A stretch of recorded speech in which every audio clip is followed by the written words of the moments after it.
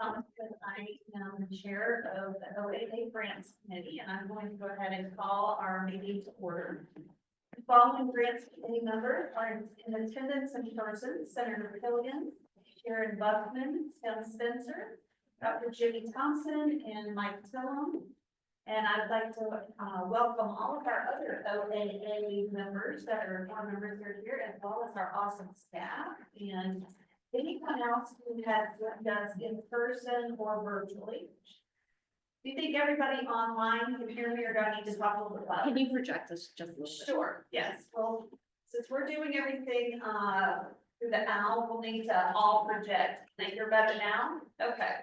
All right, so we're going to go ahead into our first business item today, and that's for our committee to consider a motion to approve our minutes from September 23rd, 2024, as they were posted on the website. So everyone should have been able to have access and to review. Do I hear a motion to approve the minutes? So moved. Thank you. A second? Second. All in agreement, please say aye. Aye. It is unanimous. Agenda item number 3. The next item is for our committee to receive an update from our Director of Operations, Mr. Charlie Whitcomb. Go, Dr. Charlie. No medical degree is no PhD, but thank you. I appreciate it. So thanks. Good afternoon, everybody. Next slide, please. Just want to give a brief update on city and county grant activities. There'll be some more details that I will go into during the board meeting as well, but all of our fiscal year 25, which is the fiscal year that we're in now, the city county grant award packages have been sent out to all of the awardees, and many have been returned. We're in the process of transferring funds. Some have been transferred, some are pending, and there's a few that they're still working on getting some documentation back to us, especially some of the new cooperative projects where they've got to put these operational agreements together across the government. We've got some of these projects are 6, 7, and 8 counties and cities working together, so it takes a little bit to get through. We've also had all of our when we approved grants, we've had renewals for the first time this year. We had carry forward money left over at the end of 24 that people wanted to carry to 25. All those reports came in, and at the grants committee meeting that happened in September, it was actually on August 2nd, we had approved any administrative adjustments those items for cities and counties, and we've notified all of them of what their proper amount is for the rest of the year. And there we have all but 2 of our city and county annual reports have come in, so that's their financial and programmatic reporting that they have to do every year, and we're working with the locality on the last 2. They're working with some partners to try to get some information together for us. So, and then currently, the city and county grant cycle is open October 1st, and will be open through April 1st of 2025. Next slide. So state agency award activities. Almost all of the MOUs from this most recent round of awards have been sent out, or they're hearing some final revisions may be out soon for the agencies to review and sign off on, and then we can begin the 2-step process of transfer and appropriation and funds to them. We have all of our carry forward from 24 to 25 for state agency reports have come in, and minus, except for one, there's one that's trying to get a few things straightened out, trying to determine if there's some amendments that need to happen with that. We have a few amendments that the grants committee will consider today to kind of administratively true up a few of those. Any of the other ones that need actions will be handled to December 6th grants committee. And then all of our state annual reports are due December 9th. We conducted a webinar and posted an instructional webinar for how to do that. And some of them are already working on that as we speak. And the next proposal window will open up in March. Next slide. So on to the few items for recommendations. So we have some standard conditions when we are approving carry forward items, whether they are being approved during the application period or after the application has been approved. This is what we call a true up. So every time the grants committee gets an application or a proposal, and they are considering what that carry forward amount would be, it's before the performance period ends, so it's an estimate.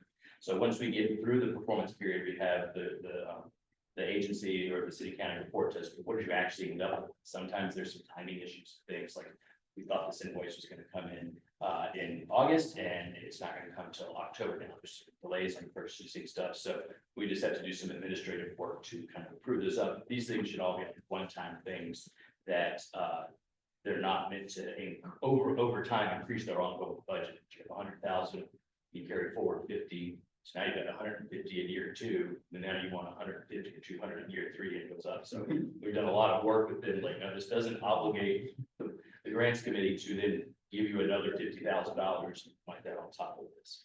So, and it has to be within the scope of the project. If they want to add some other scope and stuff, we have to go through more of a regular process for that. So, I think we go on to the next slide. Okay. A few items. So we have one from the Department of Behavioral Health and Developmental Services. This is their substance use data analyst position. It proposed, projected they were going to have about 11,000 in carry forward, ended up with about 31. There were some delays with hiring this position. And so they ended up with a little bit more money. They have one-time uses of training and travel expenses for the analyst as part of their onboarding and getting them out and interacting with other groups to pull in data for analysis. Virginia Department of Health's comprehensive harm reduction program originally projected 722 and now 887. There was some delays to the start of their project.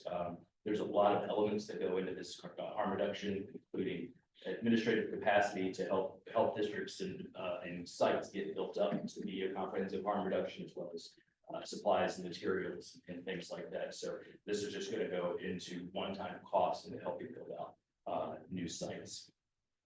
Another one for the Virginia Department of Health is the purchase of naloxone. Was originally, I think, about $1 million award. They projected not to have any funds, but as it turned out, the naloxone prices decreased, and they went from kind of doing a lot of upfront purchasing to buy it on a more as-needed basis. So with this, that would be a one-year project, but since they've got almost $600,000 left over, they will be able to continue to purchase with it, which is the reason we gave it for them. So not only are we doing a carry forward, but we're also authorizing this program to go one more performance period, so it will end at the end in September of next year. Office of the Executive Secretary for the Supreme Court, statewide universal drug testing for specialty dockets. They had a projection of 387, ended up with $450,000. A lot of what they're doing is providing grants to different recovery courts and specialty dockets to implement these higher standards of drug testing, and it's all done on a reimbursement basis. So they have the courts spend the money and then they send invoices to the Supreme Court to get paid back. And there's just been some lag in those things getting up to them because they happen on a quarterly basis. This is really just moving the funds and the expenses from one performance period to another. And then there's the Virginia Tech, Virginia Cooperative Extension Partnership. This is providing basic resources for through the extension for education programs at schools, education prevention programs. And in their first year, their adoption rate was not as high as they had originally anticipated. So they're going to kind of purchase some additional curriculum and do kind of a heavier push out into the communities to try to get more adoption. And they've also pledged that because they're going to have more money in this performance period, they plan to have higher performance measures to exceed what they originally proposed. And then the last is Virginia Indigent Defense Commission. This is their reentry and recovery specialists that are in public defenders' offices. And right now, this project originally was with 7 different localities in the Commonwealth. The renewal is expanded to 15, but there were just some delays in filling a couple of positions.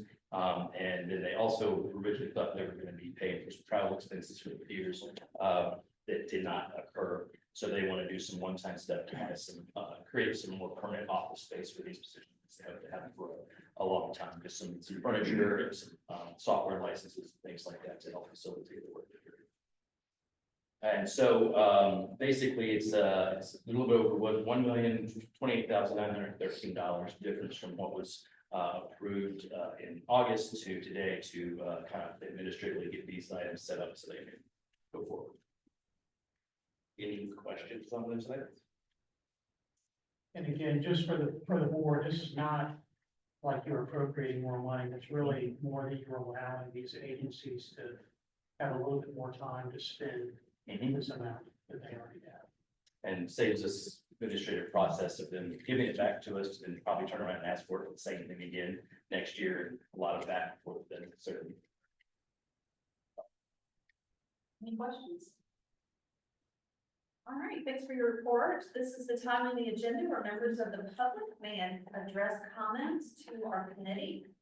We request all comments be kept to 3 minutes or less. If you'd like to speak in person, just please raise your hand. If you're virtual, please use the raise hand button on your screen, and our staff moderator will let us know, and we'll call your name and enable you to speak one at a time. Do we have anyone that would like to make public comments? Not seeing any here or online, so we will move on to our new business part of the agenda. And this will be the consideration of the amendments to the existing state agency grants. Under new business, there's one item for the grants committee to consider, the recommended amendments for existing state agency awards as described by Mr. Lennon just a few minutes ago. I will now entertain a motion to approve the recommended amendments to the existing state agency awards consistent with our staff recommendations as just described. Do I hear a motion? So moved. Thank you. A second? Second. All in favor? Say aye. Any opposed? Okay, it is approved unanimously. I'll now entertain any other items of new business or motions from the members of our grants committee. Seeing none, we will have a time period for any comments. Does anybody have any comments or items for discussion? If no grants committee members or board members have comments, I just wanted to offer a glimpse of what we will be preparing for you for your next grants committee meeting. And we appreciate you having 2 meetings today, grants committee and board. What that allows us to do is, under the code, as you know, we're restricted on how many all virtual meetings we can conduct, and you can't have 2 in a row. The most recent grants committee meeting was virtual, which meant if we waited until December for this body to meet again, then the meeting in December would have to be in person. And so by having a meeting in person today, we're able to offer the meeting on December 6th will be, it can be an all virtual meeting. So we are going to have quite a few items on the agenda for that meeting. It's, less than a month away. It's going to include some additional amendments to city and county awards. And importantly, it looks like we're going to have some new grant applications from cities and counties that are applying for their individual awards.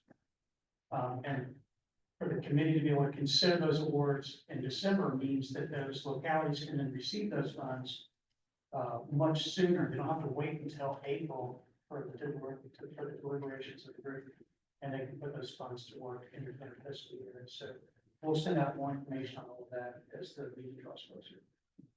I'm sure that's all. We have reached the end of our agenda for the grants committee meeting. Do I have a motion to adjourn?